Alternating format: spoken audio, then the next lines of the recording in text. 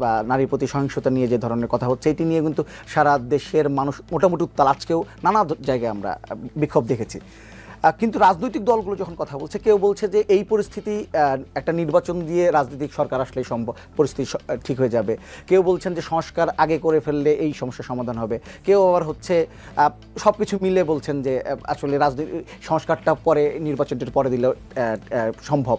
তো আপনার কাছে আপনার কাছে কি মনে হয় এই যে মানুষের যে চাওয়া এবং রাজনৈতিক দলগুলোর চাওয়া, এটা আসলে কিভাবে একসাথে করা যায়? আপনাকে ধন্যবাদ প্রিয়ভাজন ফজলু ভাই। আপনার অনুষ্ঠানের দর্শক শ্রোতা, তাদেরকে আমি শুভেচ্ছা জানাই। আমরা মানুষের তো একটা হিমালয় সমান প্রত্যাশা ছিল এই সরকারের কাছে। 7 মাস আগেও যে প্রত্যাশা ছিল, কিন্তু যত দিন গেছে প্রত্যাশার পারদটা কিন্তু কমতে কমতে এখন খুবই নিম্নতম পর্যায়ে প্রত্যাশাটা। এখন মানুষ আসলে সেই নির্বাচনের দিকে মানুষ কিন্তু তাকিয়ে আছে। সংক্ষেপে বললে পরিস্থিতিটা হচ্ছে মোটামুটি এরকম। এই মুহূর্তে যেটা আপনি উল্লেখ করছিলেন, এক ধরনের সামাজিক নৈরাজ্যের পরিস্থিতি চলছে এখন। যত দিন যাচ্ছে তত বেশি মনে হচ্ছে নৈরাজ্যের বিস্তৃতি ঘটছে। মানুষের উদ্বেগ উৎকণ্ঠাটা বাড়ছে, নিরাপত্তাহীনতা বাড়ছে, এবং মনে হচ্ছে যে সরকার পরিস্থিতিটা ঠিক সামাল দিয়ে উঠতে পারছেন না। গত কদিনে ঢাকাসহ দেশব্যাপী যে উত্তাল দিনগুলো, সেটাই প্রমাণ করছে যে পরিস্থিতিটা কতখানি অস্থির, অনিশ্চিত, এবং বলতে পারেন আমরা কোন দিকে যাচ্ছি হলপ করে জোর দিয়ে কারো পক্ষে বলাটা খুব মুশকিল। এরকম হওয়ার কথা ছিল না। সেদিক থেকে কেউ কেউ বলার চেষ্টা করছেন দেশে আইনশৃঙ্খলা যে পরিস্থিতি, তাতে তো এরকম একটা অবস্থায় তো জাতীয় নির্বাচনের কোনো সুযোগ নেই। আমি কথাটা উল্টো দিক থেকে ঠিক উল্টোভাবে বিবেচনা করি। যেটা চলছে, সরকার ইতিমধ্যেই দুটো তত্ত্বাবধায়ক সরকারের যে মেয়াদ 90 দিন, তার চেয়ে বেশি সময় তারা কিন্তু পার করে ফেলেছেন। এখনো পর্যন্ত তারা জন আস্থা অর্জন করবার মতন দৃশ্যমান কার্যকারী কোনো কিছু করতে পারেননি। মানুষ দেখছে একদিকে সরকার দুর্বল, এটা আগে থেকে মানুষ দেখে আসছিল। আরেকদিকে গত 2-3 মাস ধরে যখন দেখছে সরকার অকার্যকর, সরকারে ওই অর্থে কোনো ইফেক্টিভনেস নাই। মানুষ তো সরকারের কাছে শেষ পর্যন্ত মানুষ এক ধরনের আশ্রয় চায়, নিরাপত্তা চায়। তো এরকম একটা জায়গা থেকে যা খুশি করা চলে। বাংলাদেশের বাস্তবতা সেরকম একটা পরিস্থিতি চলছে। এখন এই অবস্থাতে নির্বাচন যদি অনিশ্চিত হয়ে যায়, আমার আশঙ্কা নৈরাজ্যের আরও বিস্তৃতি ঘটবে। সেখানে আপনি যেটা বলছিলেন, তাহলে করণীয়টা কি? করণীয়টা হচ্ছে, যেটা আমি মনে করি আজকে নির্বাচন কমিশন গুরুত্বপূর্ণ বক্তব্য দিয়েছেন। এবছরের ডিসেম্বরের মধ্যেই তারা জাতীয় নির্বাচনের প্রস্তুতি রেখেই তারা এখন কাজ শুরু করেছেন। আমি মনে করি সরকারের যদি রাজনৈতিক সদিচ্ছা যদি কাজ করে, তাহলে এর আগেও জাতীয় নির্বাচন করাটা অসম্ভব নয়, সেটাও সম্ভব। নির্বাচন কমিশন এপ্রিলের মধ্যে তাদের চূড়ান্ত ভোটার তালিকা প্রণয়ন করবেন। রাজনৈতিক দলগুলো তাদের এক ধরনের প্রস্তুতি চলছে। সুতরাং একটা অনির্বাচিত সরকার যদি দীর্ঘদিন এভাবে চলতে থাকে, নানা অনিশ্চয়তা, নানা ধরনের ঝুঁকি রাজনৈতিক, অর্থনৈতিক, সামাজিক বাড়তে থাকবে। আর লাস্ট কথা বলি, এই এপিসোডে কোনো রাজনৈতিক দল কেউ বলেনি যে কেউ সংস্কার চায় না, কেউ বলেনি যে আমরা যে গণহত্যা সংগঠিত হয়েছে, 16 বছর যে অপরাধ সংগঠিত হয়েছে, প্রত্যেকে আমরা এগুলোর বিচার চাই, আইন আনুক, এটা বিচার চাই। কেউ কেউ চেষ্টা করছেন নির্বাচনের বিপরীতে সংস্কার এবং বিচারকে দাঁড় করানোর জন্য। আমরা ইতিমধ্যে, এটা তো আমাদের পাবলিক কমিটমেন্ট, আমাদের 31 দফা, বিপ্লবী ওয়ার্কার্স পার্টি, গণতন্ত্র মঞ্চ, বিএনপি সহ যারা আমরা বহু বছর ধরে রাজপথে, আমরা বলেছি পুরনো জমানায় ফেরার কোনো সুযোগ নেই। তাহলে যে ব্যবস্থা একটা দলকে, একটা ব্যক্তিকে চূড়ান্ত কর্তৃত্ববাদী শাসকে পরিণত করে, তার একটা গণতান্ত্রিক রূপান্তর, সংস্কার দরকার।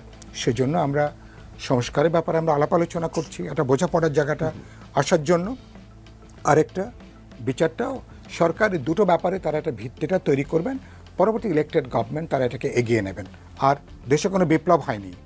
আর যখন ওই যে বললেন না সংবিধান সভার যে প্রশ্নটা, যে দেশে কোনো সংবিধান থাকে না, নতুন একটা রাষ্ট্র যখন পত্তন হয়, তখন সেখানে সংবিধান সভার প্রশ্ন ওঠে দেশে একটা নতুন শ্রেণী ক্ষমতা দখল করেছে, একটা বিপ্লবাত্মক পরিবর্তন হয়েছে, আর তখন আপনার এমন দেশে কোনো সংবিধানও নাই, কোনো ওই অর্থে একটা ললেসনেস চলছে, তখন আপনার নতুন সংবিধানের প্রশ্ন।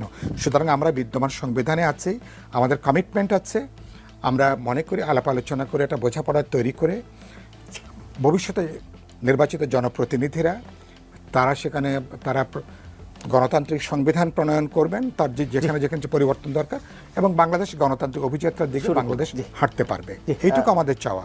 ফজলুর রহমান, আপনার কাছে প্রশ্নটা, আজকেও এনসিপি থেকে যে নতুন পার্টি হচ্ছে জাতীয় নাগরিক পার্টি, তারা কিন্তু নির্বাচন কথা বলছে, তারা বলছে যে গণপরিষদ নির্বাচন ও জাতীয় নির্বাচন একসাথে করা সম্ভব, এমনি সরকার যে নির্ধারিত সময়তে বলছে এর মধ্যেই করা সম্ভব। আপনার কাছে মনে হয় দুটি নির্বাচন একই সাথে করা সম্ভব? যে গণপরিষদ নির্বাচন বা গণপরিষদ, মেম্বার অফ কনস্টিটিউয়েন্ট অ্যাসেম্বলি, এই শব্দটা আমি কখন শুনছিলাম? ইট ওয়াজ ইন দ্য ইয়ার 1971, 1971 সনে। 1970 সনে 7ই ডিসেম্বর একটা ইলেকশন হয়েছিল পাকিস্তানে, এটা বলা হতো MNA, member of national assembly. আর 17ই ডিসেম্বর হয়েছিল MLA, member of MPA, member of provincial assembly. যুদ্ধ যখন শুরু হইল,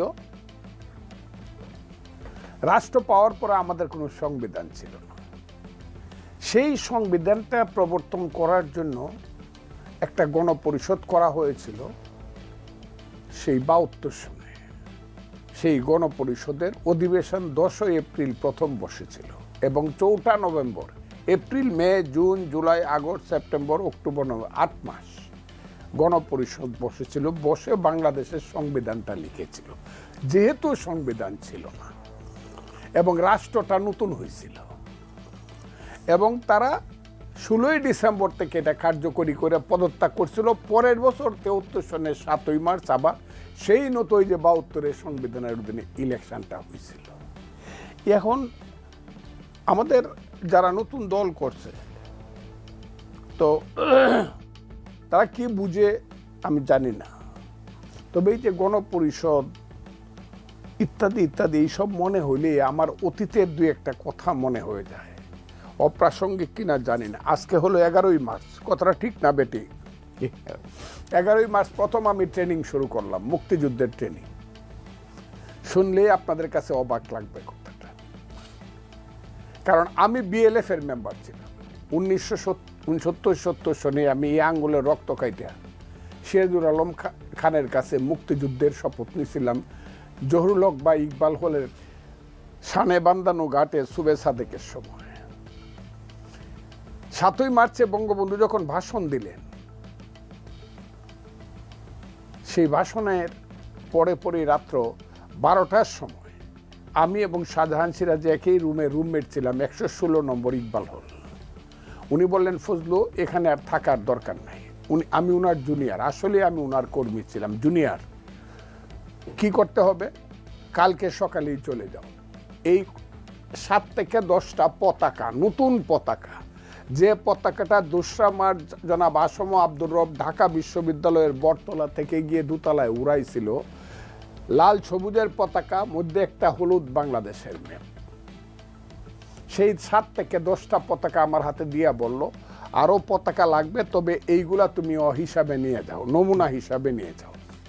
সেই পতাকাটা নিয়ে 8 তারিখ সকালবেলা, তখন উল্কা নামে একটা ট্রেন ছিল যেটা চিটাগাং যাইতো, আমি সেই উল্কা ট্রেনে গিয়ে 10টা-11টার সময় গিয়ে ভৈরবে নামলাম। ভৈরব থেকে 1টায় কিশোরগঞ্জ নামলাম। মাইক মারা হইল, ফজলুর রহমান আসিয়াছে, আগামীকাল রথকলার ময়দানে জনসভা 9ই মার্চ। সেই জনসভায় আমি খুব দ্রুত বলতেছি, আমি যেহেতু তাদের সিনিয়র ছাত্রদের, তখন কিশোরগঞ্জের সবচেয়ে সিনিয়র লিডার ছিলাম, ছাত্রলীগের ঢাকা বিশ্ববিদ্যালয়ের ছাত্রনেতা। আমার 2 পাশে ছাত্রলীগের প্রেসিডেন্ট ফজলুল হক, সেক্রেটারি শাহাবুদ্দিন ঠাকুর। 1971 সনের 9ই মার্চ কিশোরগঞ্জের রথকলার ময়দানে পাকিস্তানের পতাকাটা নামাইয়া পুরাইলাম, বাংলাদেশের পতাকাটা তুললাম। 10 তারিখে গ্রামের বাড়িতে গেলাম।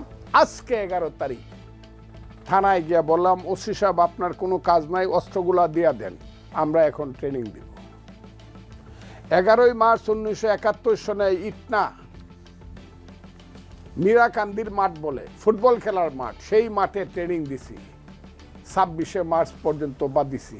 সেখানে আমাদের, আমি কেন বলছি কথাটা, সেই আজকে যখন এইখানে আইসা এইসব ধান্দাবাজ রান্দাবাজ চান্দাবাজদের কথাবার্তা শুনি, তখন আমার সেই দিনের সেই কথাগুলো মনে হয়। আমরা কেমন ছিলাম আর আজকের জেনারেশন, আমি জেনারেশনকে দুষ্টাচ্ছি না, আজকের যারা যুব নেতারা তাদের চিন্তায় ভাবনায় কি আছে মিল পান না আজকে? হ্যাঁ, মিল পান না, কোনো মিল পাই না। আরে আমি তো শেরাটন হোটেলে ডুহি না কোনো দিন, আমি তো ডাইল দিয়ে ভাত খাই, সড়ক দিয়ে হাঁটি, ভাড়া বাসায় থাকি। শেরাটন হোটেলে তো আমি ইফতার করার একাই সাহস পাই না, আবার হাজারে হাজারে ইফতার করানো, এটা তো দিস ইজ নট পলিটিক্স। যে দেশের 60 লক্ষ লোক বস্তিতে ঘুমায়, যে দেশের 10 লক্ষ লোক ট্রেনের স্টেশনে ঘুমায়, সদরঘাটে ঘুমায়, বাস স্ট্যান্ডে ঘুমায়, যে দেশের লক্ষ লক্ষ লোক মশায় কামড়াইলে মশারি পায় না, যে দেশের 23% লোক, 4 কোটি মানুষ দিনে মাত্র এক বেলা একটু খাইতে পারে, আর 2 বেলা পানি খায় অথবা লিকুইড খায়া থাকে বা বিস্কিট খায়া থাকে, রিক্সা চালায় অমুক করে তম করে, সেই দেশে রাজনৈতিক দল নতুন করে শেরাটনে ইফতার করলে তাদের মানসিকতা, হ্যাঁ, আগেই বুঝে যায় মানসিকতাটা কি। কিন্তু অন্যান্য দল, আপনার দলও তো বড় বড় রেস্টুরেন্টে বা বড় দল হোটেলে ই করে, এরকম ইফতার পার্টি দেয়। আমার দল বিএনপি হোটেলে ইফতার পার্টি দেয়। বিএনপি আর নতুন যে দলটা, এই দলের মধ্যে ডিফারেন্সটা যদি আমি বুঝতে না পারি বা বুঝাইতে না পারি, আমার ব্যর্থতা। হ্যাঁ, হাতি আর বিড়াল তো এক জিনিস না। বিএনপির কি বলবো, বিএনপি আজকে বাংলাদেশে আজকে ইলেকশনের 2/3 মেজরিটি পাবে, কোটি কোটি লোক তাদের সমর্থক। আর কালকে দল হয়েছে শুধু এটা তো ইউনূস সাহেবের দল বলে বলে মানুষের এরা এটা করতেছে, এটা তো ইউনূস সাহেবের দল, কিংস পার্টি বলে মানুষ এটা করে। যদি মানুষ বুঝে ফেলে এটার পিছনে সরকারের কোনো ধরনের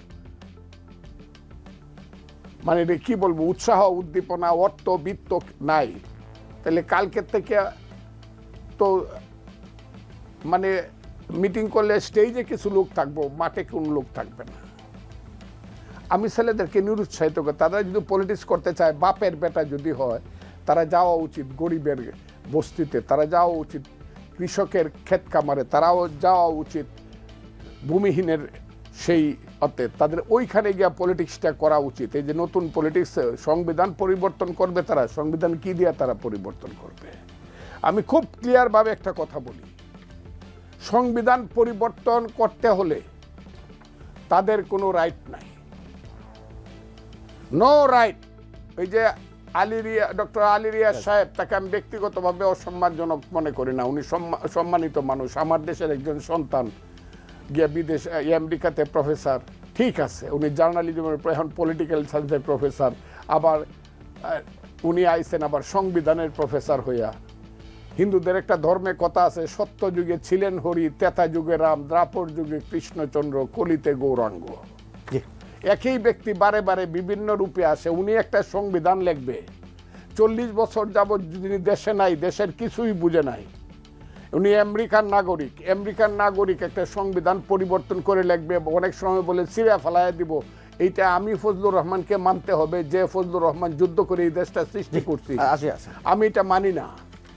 এক, গণপরিষদের ইলেকশন বা ওই ইলেকশন, এইসব বলার অর্থ হইল নির্বাচনকে দীর্ঘায়িত করা এবং